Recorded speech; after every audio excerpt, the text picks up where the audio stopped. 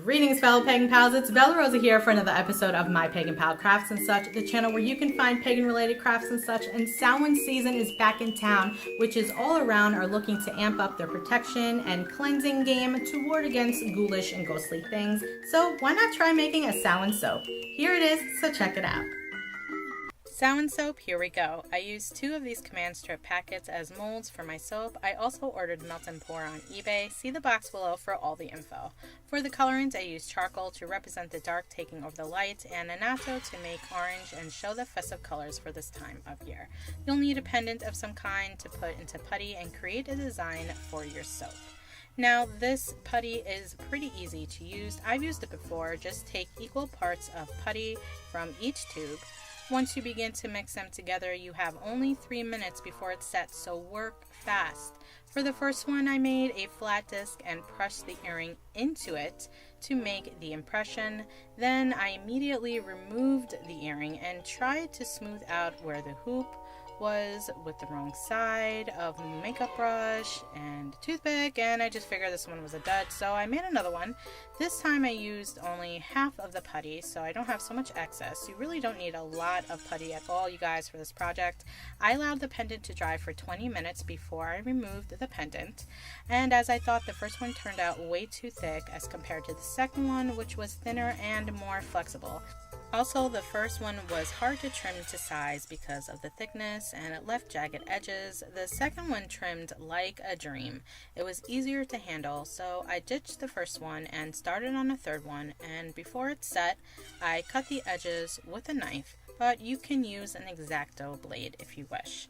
This method was the best one, and I used even less putty to get a really thin result, but make sure you don't press your pendant straight through the putty. Moving on to the soap, it wasn't pre-cut per ounce, but it did come in 2 halves. I also put down some wax paper to contain any mess. I cut 1 bar in half and made 9 cubes. Then I put 4 of those cubes in a glass measuring cup and placed it in a pan with a couple of inches of water on the stove. First set to high and then reduce to medium. You can also melt the soap in a microwave at 20-second intervals. Be sure to stir in between.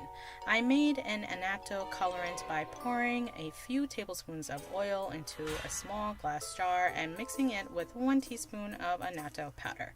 Then I placed it on the stovetop in the same pan as the soap. I let it brew for 20 minutes.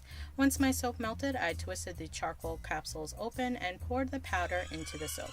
1 capsule produced a light gray and 8 capsules made a deep black color. I prepared my molds by cutting off the lids first, and then I sprayed the base with some isopropyl alcohol to sanitize it. I placed 4 more cubes of soap into another measuring cup and melted it on the stove. By this time, the Annatto was ready. You could just leave it as it is, but there will be specks in your soap. There's no harm done to it, but I didn't want any specks done in my soap, so I used 2 disposable coffee filters to get rid of any residue.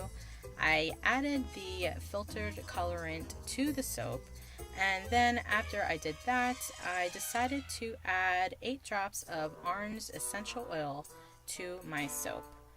With this soap, I made a layer of black around the pentacle, then I spritzed it to get rid of the bubbles, and then I poured orange soap over it. As that one set, I melted 2 cubes of white soap and poured it out into another mold. Then I layered that one with black and decided to make a swirling effect by taking a toothpick and just making little swirls. I made 2 soaps like this, and with one of them, the pentacle shifted a little bit, but it was a happy accident because it looks so boss. Like, what? Thinning of the veil soap right here. Love it, love it, love it. The second marble effect soap was just as pretty. One of them ended up coming out with like a pumpkin in the middle. That's what it reminded me of. It was really pretty. I continued with layering different colors together to get different effects, and with each one it just came out more and more interesting. For the last soaps, I scraped the orange soap off the sides of the cup to make confetti, and then sprinkled the confetti into 2 soap molds before pouring black soap on top. In total, I used 17 cubes to create my bars. Be sure to reheat your soap if it starts to seize up on you. The orange soaps did sweat a little bit, but after a day of drying, I wiped them down and they were fine. You could add rosemary for remembering our ancestors, or even sage leaves for protection. Put your own twist on it and make your Samhain Soap magical.